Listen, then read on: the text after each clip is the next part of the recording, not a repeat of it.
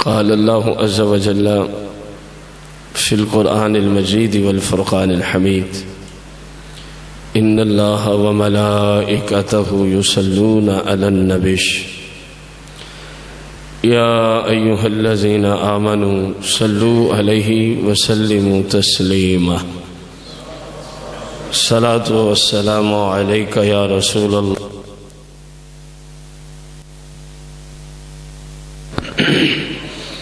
الصلاة والسلام عليك يا شفيع المذنبين الصلاة والسلام عليك يا رحمة للعالمين الصلاة والسلام عليك يا سيدي يا جد الحسن والحسين. حمد و صلاة کے بعد اللہ رب العزت کے فضل و کرم اور اسی کی دی ہوئی توفیق و عطا سے مبارک کتاب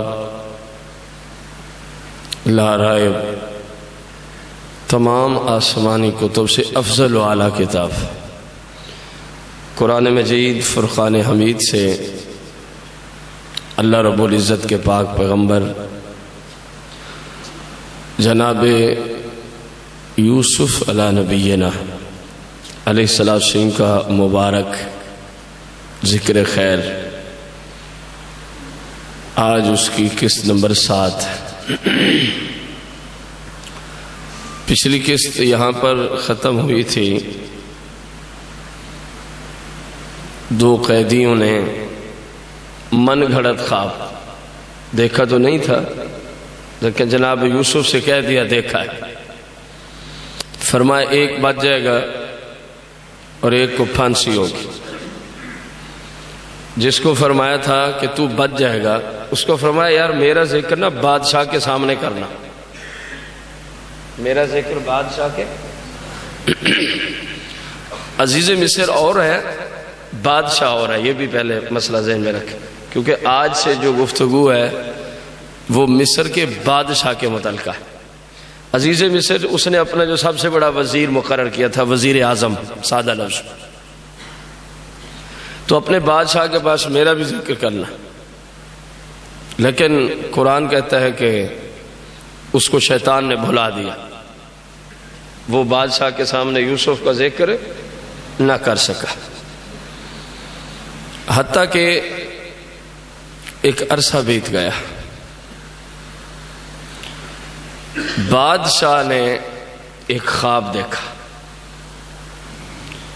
کیا دیکھتا ہے کہ 7 موٹی تازی گائے, دوسری 7 بالکل پتلی کمزور ترین گائے, یہ ان کو کھا رہی ہیں, یہ ان کو. اور بادشاہ بہت زیادہ پریشان ہوا. جب بیدار ہوتا تو اعلان کرتا ہے کہ جتنے بھی بڑے بڑے کاہن نجومی خواب کی تعبیریں بیان کرنے والے اور وقت کے اندر اپنے آپ کو سب سے ماہر مفتی اور پتہ نہیں کیا کچھ کہنے والے, کہا جی سب کو میرے دربار میں جمع کیا جائے. بادشاہ کا حکم تھا. یہ سارے فن تعبیر سے تعلق رکھنے والے علماء تھے, دانشور تھے, کاہن تھے, نجومی تھے, سارے کے سارے جو ماہرین سمجھے جاتے تھے بادشاہ کے دربار میں حاضر. اب بادشاہ نے ان کو کہا میں نے یہ خواب دیکھا ہے, 7 موٹی تازی گائے ہیں, وہ ان دوسری 7 گائے کو کھا رہے ہیں جو دبلی پتلی اور کمزور سی, اور میں اس وقت سے بڑا پریشان. اب کسی کو بھی خواب کی تعبیر سمجھ نہ آ سکی, کیونکہ آپ کو میں نے کئی بار یہ گزارش کی ہے کہ خواب کی تعبیر نہایت ہی مشکل ترین فن ہے, نہایت ہی مشکل ترین, حد سے زیادہ مشکل فن ہے. سادہ لفظوں میں آپ اس کو یوں بھی سمجھ سکتے ہیں. شرعی سوال کے جوابات دینے کے اعتبار سے شاید 100 گنا زیادہ مشکل فن ہے خواب کی تعبیر بتانا. کما حق جیسے ہے ویسی ہی. کسی نے تعبیر کو سمجھنے، کوئی بھی تعبیر کو سمجھ نہ سکا، سارے سمجھنے سے قاصر رہے. جب ان کو سمجھ نہ آئی تو انہوں نے بادشاہ کو ایک ہی جملہ بولا. بادشاہ کو کہنے لگے یہ جھوٹا کوئی خواب ہے، اس کی کوئی تعبیر ہی نہیں ہو سکتی، اس کی کوئی. بادشاہ نے کہا یہ ناممکن بات ہے، میں اتنا پریشان ہوں جب سے میں نے خواب دیکھا، اور آپ لوگ کہتے ہیں جھوٹا خواب ہے، آپ لوگ کہتے ہیں جھوٹا. اللہ کا کرنا کہ جس کو جناب یوسف نے فرمایا تھا تو بچ جائے گا، اور میرا ذکر بادشاہ کے سامنے کرنا کہ وہاں ایک ایسا بندہ بھی ہے جس کا کوئی قصور بھی نہیں ہے، اور قیدیوں سے ایسا اس کا حسن سلوک ہے، دن کو روزے سے ہوتا ہے، رات کو نماز میں کھڑا ہو جاتا ہے، بڑا نیک ترین انسان ہے.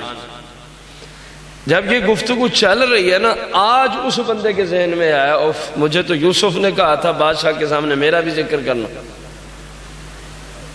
آج اس کے ذہن میں آ رہا ہے.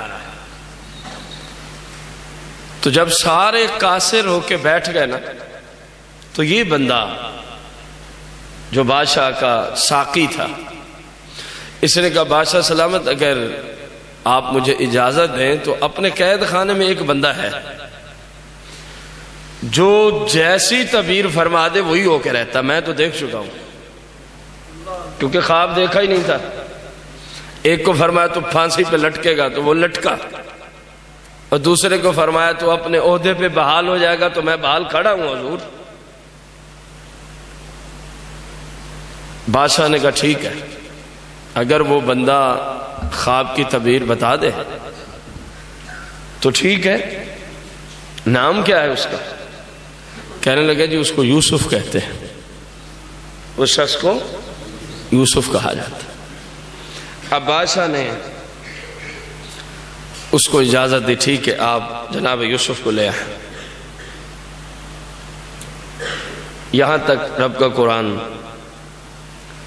وقال الملک، تو مصر کا جو بادشاہ تھا، عزیز مصر نہیں، وہ وزیر اعظم تھا، اس نے کہا انی بے شک میں نے ارا دیکھا ہے 7 بقرات گائے، سمان بڑی موٹی تازی گائے، اور ان کی صفت یہ ہے یأکلہن، وہ کھا رہی تھیں، یأکلہن وہ گائے کھا رہی تھیں، 7 عجاف، 7 دوسری جو 7 بالکل کمزور سی گائیں تھیں ان کو وہ کھا رہے، اور 7 سنبلات خضر وأخر یابسات، اور 7 میں ہری بھری بالیاں دیکھتا ہوں اور دوسری جو ہے وہ بالکل خشک دیکھتا ہوں.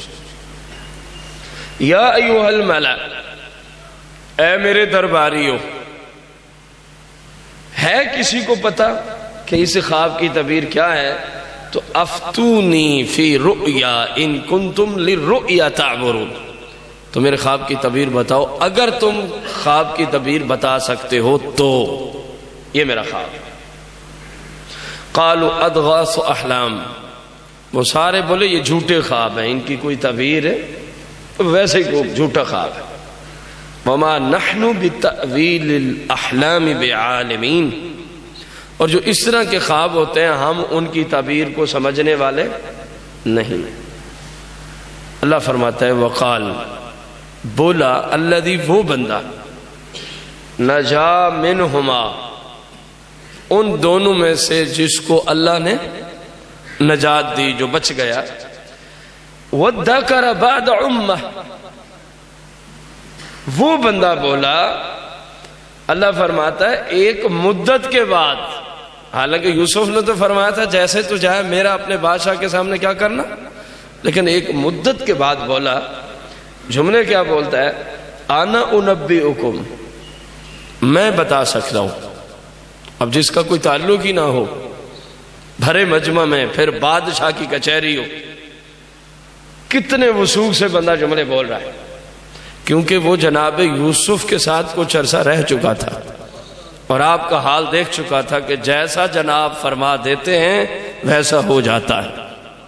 ویسا میں بتا سکتا ہوں بتأویل ہی آپ کے اس خواب کی، لیکن شرط ہے فارسلون، مجھے یوسف کے پاس بھیجنا ہوگا، کیونکہ میں خود تو بتا نہیں سکتا، میں خود تو بتا نہیں سکتا. بادشاہ نے کہا بالکل، فی الفور آپ قید خانے میں یوسف کے پاس پہنچے. اب وہ چلا قید خانے میں، جناب یوسف کی بارگاہ اقدس میں پہنچ جاتا اور وہاں جا کے کہتا ہے او سچے یوسف، کیونکہ تصدیق ہو چکی تھی، او سچے سچ بولنے والے یوسف، بادشاہ کا یہ حال ہے اور ان کے درباریوں کا یہ حال ہے. وہ کہتے ہیں جی ایسے خوابوں کی کوئی تعبیر. بادشاہ نے یہ خواب دیکھا، 7 موٹی تازی گائے دوسری 7 کمزور گائیں کو کیا کر رہی ہیں؟ کھا رہی ہیں. وہ بہت زیادہ پریشان ہے، اور 7 اس نے سرسبز و شاداب گندم کی بالیاں دیکھی اور دوسری 7 اس نے خشک دیکھی. بہت زیادہ پریشان. کیا کوئی صورتحال ممکن ہے؟ جناب یوسف نے فرمایا صورتحال ممکن ہے، صورتحال ممکن ہے. میں آپ کو خواب کی تعبیر بتا دیتا ہوں، لیکن فی الوقت میں جاتا نہیں ہوں. فی الوقت میں خواب کی تعبیر یہ ہے کہ بادشاہ کو جا کے کہنا، بادشاہ کو اب سے لگاتار 7 سال تک، اب سے لگاتار 7 سال تک تم کھیتی باڑی کرتے رہو گے، تم کھیتی باڑی کرتے رہو گے. اور بادشاہ کو کہنا کہ ان 7 سالوں میں جب بھی گندم کو کاٹا جائے ضرورت جتنی گندم لے لیں جس سے گزارا چل جائے، باقی ساری بالیوں سمیت محفوظ کرتے جائیں. جو گندم کا پودا ہوتا ہے، بالی ہوتی ہے، شاخ ہوتی ہے، اس سے گندم کو باہر نکالنا، اس کے ساتھ ہی رکھیں گے تو پھر ہی اتنا عرصہ وہ گندم ٹھیک رہے گی، ورنہ گندم خراب ہو جائے گی، ورنہ گندم خراب ہو جائے گی. بس اتنی نکالو جس سے تمہاری زندگی گزر سکے، عیش و عشرت کے لیے بھی نہیں کھانا. وجہ یہ ہے کہ پھر اگلے جو مزید 7 سال آ رہے ہیں ان کے اندر قحط سالی آ جائے گی، ان کے اندر وہاں کوئی زراعت نہیں ہوگی، کچھ بھی نہیں ہوگا. بادشاہ کو کہنا یہی جو میں نے طریقہ بتایا نا گندم کو محفوظ کرنے کا، بس جس نے اس طریقے پہ عمل کیا وہی بچ جائے گا. پھر وہی تو تقسیم کرتے رہنا، بیچتے رہنا، جیسے تیری سمجھ میں آئے. 7 سال پھر تمہارے نکل ہی جائیں گے اس طرح جو قحط سالی کے ہوں گے. پھر ایک سال آئے گا جس میں حد سے زیادہ بارشیں ہوں گی، حد سے زیادہ زراعت اور فصلیں ہوں گی. اگر بادشاہ نے ہماری بات کو مان لیا تو لوگ مرنے سے بچ جائیں گے، لوگ مرنے سے بچ جائیں گے. وہ واپس پلٹا، بادشاہ کے پاس آ گیا. اتنی بات کو قرآن یوں بیان کرتا ہے، یوسف ایھا الصدیق. وہ قید خانے میں پہنچا نا، کہنے لگے اے صدیق یوسف، اے سچے یوسف، افتینا، آپ ہمیں بتائیں. ہمارے بادشاہ نے خواب دیکھا، فی 7 بقرات سمان، 7 موٹی تازی گائے ایسی ہیں، یأکلہن 7 عجاف، دوسری 7 کمزور گائیں کو وہ کیا کر رہی ہیں؟ کھا رہی ہیں. وَسَبْعِ سُنبُلَاتٍ خُضْرٍ وَأُخَرَ يَابِسَاتٍ، اور 7 اس نے ہری بھری گندم کی بالیاں دیکھی اور دوسری 7 خشک دیکھی. لَعَلِّي أَرْجِعُ إِلَى النَّاسِ لَعَلَّهُمْ يَعْلَمُونَ، اگر آپ مجھے بتا دیں گے تو میں واپسی بادشاہ کی طرف لوٹ جاؤں گا، چلو ان کو سمجھ آ جائے گی کہ اس خواب کی تعبیر وہ بھی سن لے گا، اور جو کہہ رہے ہیں کہ یہ جھوٹے خواب ہیں، کیونکہ الناس کے جملے ہیں، اکیلا الملک کے جملے نہیں کہ اکیلا بادشاہ سمجھ لے گا.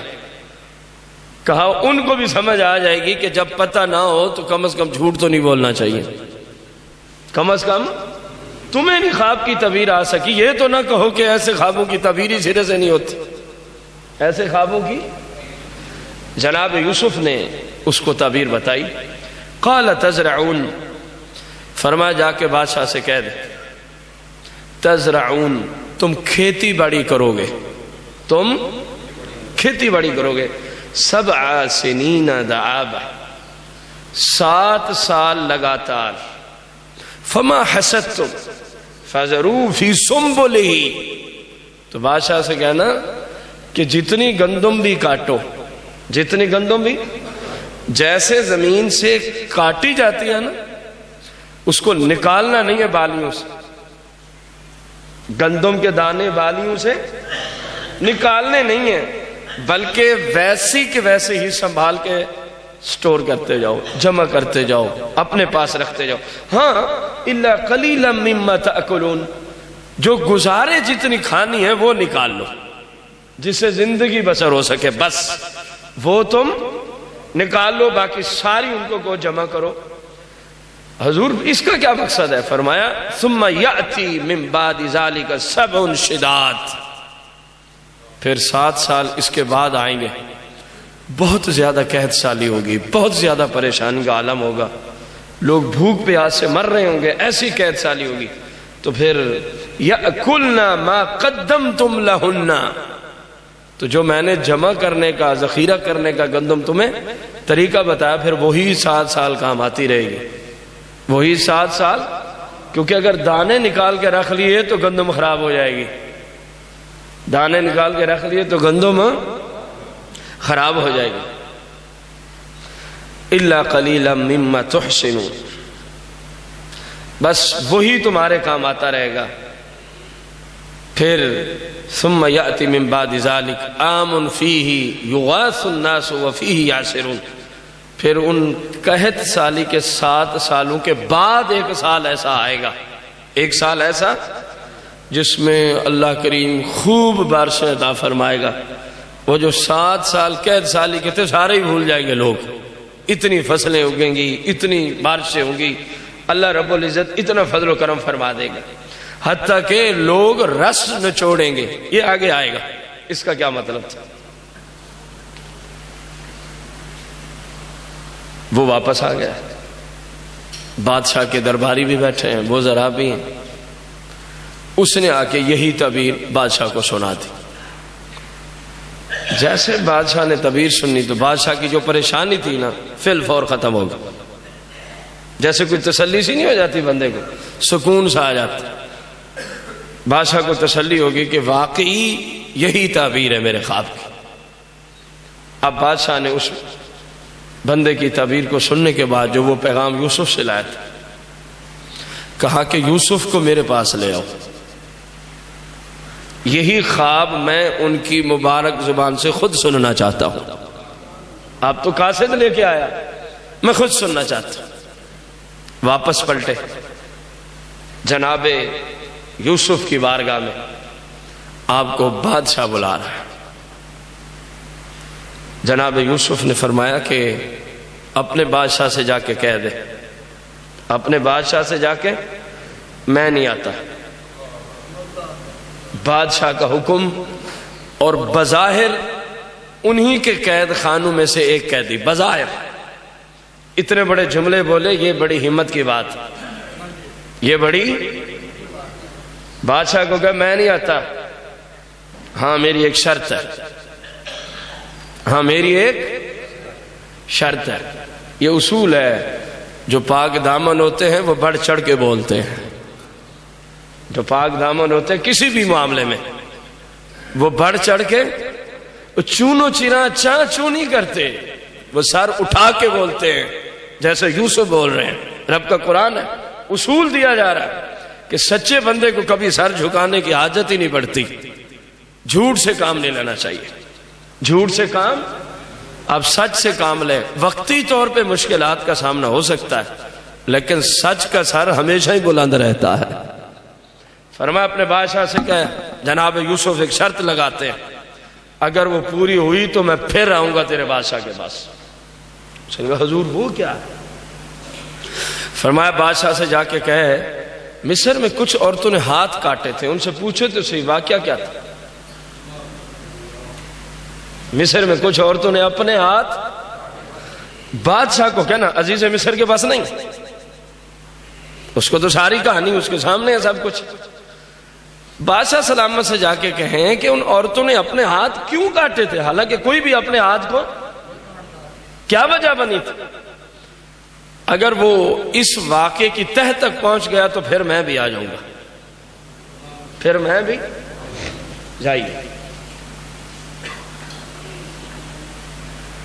وقال الملک ائتونی بہ, بادشاہ نے کہا جناب یوسف کو لے کے آؤ.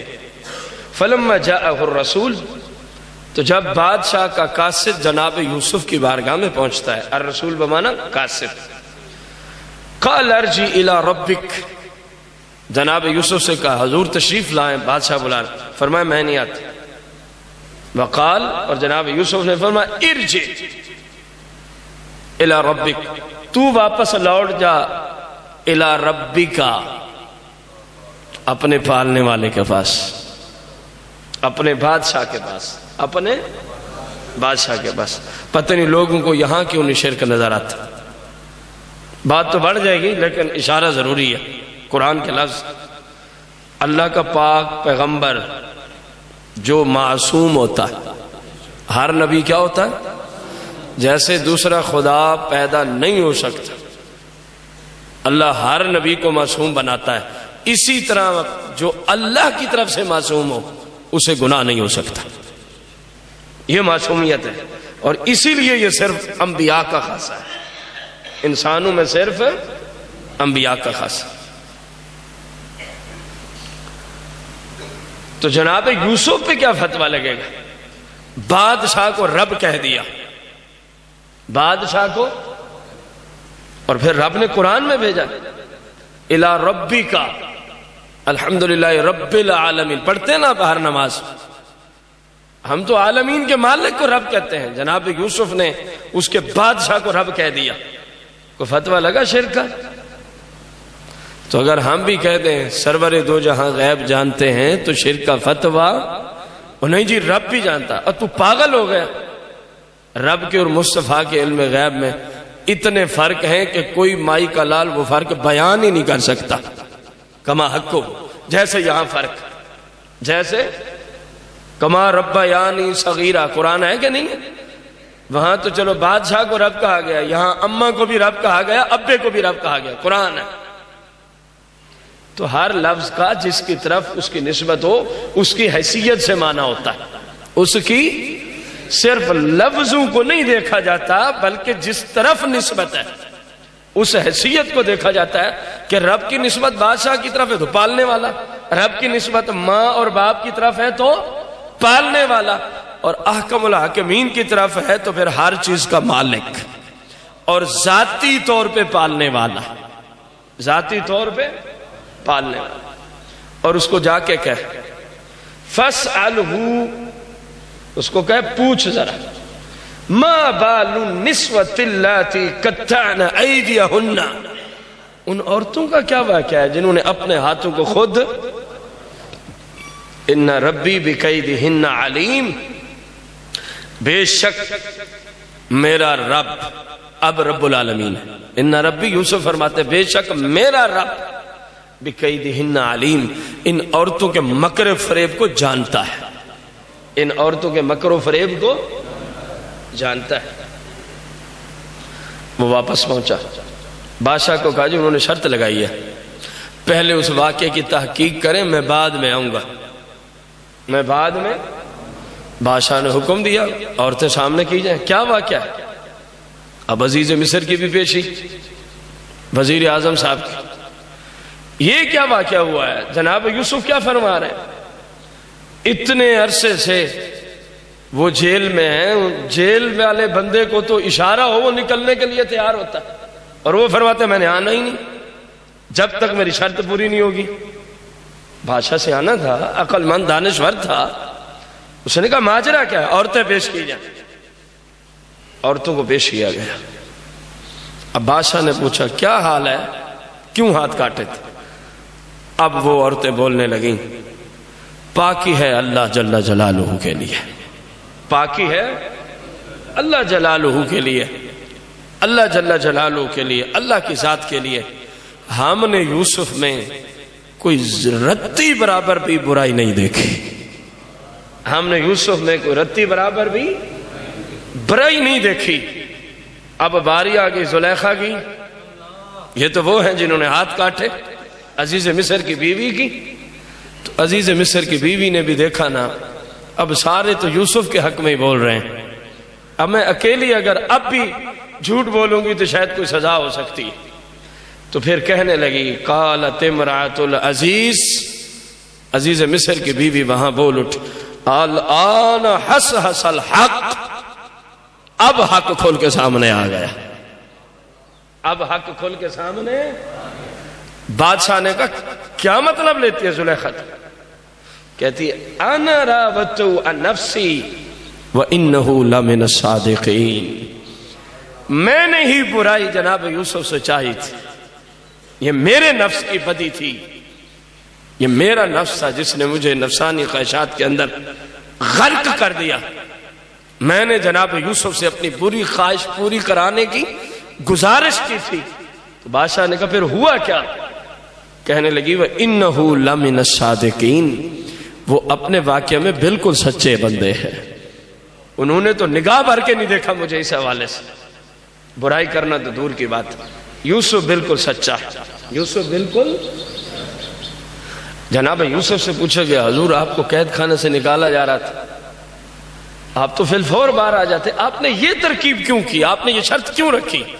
فرمایا ذالک لیعلم انی لم اخن بالغیب، فرمایا اگرچہ پتہ پہلے بھی ہے عزیز مصر کو کہ اس نے مجھے پالا ہے، اس نے میری پرورش کی ہے، پتہ اس کو پہلے بھی ہے کہ میں نے اس کی عزت کے اوپر ہاتھ، لیکن میں چاہتا ہوں بادشاہ کے سامنے ایک مرتبہ پھر واقعہ جو حق ہے وہ سامنے آئے تاکہ عزیز مصر کو پتہ چلے کہ اگر کسی نسلی بندے سے واسطہ پڑے تو پھر وہ ایسا ہوتا ہے. پھر وہ کہ تیری بیوی تو مجھے کہتی رہی لیکن میں انبیاء کی اولاد سے ہوں، میں انبیاء کی، میں شریف گھرانے کا میں شریف گھرانے کا ایک نوجوان تھا. نسلی بندے سے واسطہ ہو تو بھلے گھر کی بیوی گھر کی مالکہ کہتی رہے تب بھی نسلی بندے کہتے نہیں نہیں کسی کی عزت کو خراب نہیں کیا جا سکتا. توجہ کریں آپ. جناب یوسف نے فرمایا بس میں نے اس معاملے کو ہر ایک کے سامنے رکھنے کے لیے یہ ترکیب اور یہ شرط لگائی تاکہ عزیز مصر کو بھی پتہ تو چلے اتنے سالوں سے مجھے قید میں رکھا ہوا ہے، حالانکہ رتی برابر بھی میرا قصور سارا تیری بیوی کا تھا. میں نے تو تیری عزت کی حفاظت کی تھی، میں نے تو تیری، اور کسی کی بیوی کسی شخص سے کہے آپ میری عزت لوٹے اور وہ کہے نہیں نہیں تو وہ اس بیوی کی جہاں عزت کی حفاظت کر رہا ہے شوہر کی بھی عزت کی حفاظت کر رہا ہے کہ نہیں کر رہا؟ میں نے تو تیری عزت کی حفاظت کی تھی اور تو نے یہ کیا اور تو نے یہ کیا. ذالک لیعلم انی لم اخنہ بالغیب، فرمایا میں نے اس لیے یہ شرط رکھی ہے تاکہ عزیز مصر کو پتہ چلے میں نے اس کی غیر موجودگی میں اس کی امانت میں خیانت نہیں کی، اس کی امانت میں خیانت نہیں کی. وَأَنَّ اللَّهَ لَا يَهْدِي كَيْدَ الْخَائِنِينَ، اور میرا رب خیانت کرنے والوں کا مکر چلنے بھی نہیں دیتا. جو خیانت کریں وہ ایک نہ ایک دن ضرور ذلیل ہوتے ہیں، وہ ایک نہ ایک دن ضرور ذلیل ہوتے ہیں. فرمایا اگر کوئی کہے کہ یوسف اپنی طرف سے بچ گیا، کتنی بڑی بات، اپنی ذات کے اعتبار سے بچ گیا، یہی اہل سنت کا عقیدہ ہے. فرمایا یوسف یہ بھی عقیدہ نہیں رکھتا. اگر یوسف ان تمام چیزوں سے بچا ہے تو صرف اپنے رب کے فضل و کرم سے بچا ہے، صرف اپنے رب کے. جب انبیاء بھی یہی عقیدہ دے، میری اور آپ کی کیا اوقات ہم یہ کر لیتے ہیں، ہم کچھ بھی نہیں کرتے، بس رب کا فضل و کرم ہوتا ہے، سب کچھ ہوتا چلا جاتا ہے۔ یہی آپ کو تمام علماء عقیدہ اور نظریہ سمجھاتے ہیں کہ جو کچھ بھی ہو رہا ہے اچھا، وہ سارا رب کے فضل و کرم سے ہوتا ہے، وہ سارا، ہم کچھ نہیں ہے، ہماری اوقات کچھ نہیں۔ یہاں تو پیغمبر کے یہ کلمات اور یہ جو جملے ہیں نا، اسی جگہ سے 13واں پارہ شروع ہوتا ہے۔ اگر آپ دیکھنا چاہیں 13ویں پارے کی یہ پہلی آیت ہے۔ فرمایا بندہ ذاتی طور پہ تو کچھ بھی نہیں ہوتا اگر رب کا فضل و کرم نہ ہو، تو اگر رب کا فضل و کرم نہ ہو۔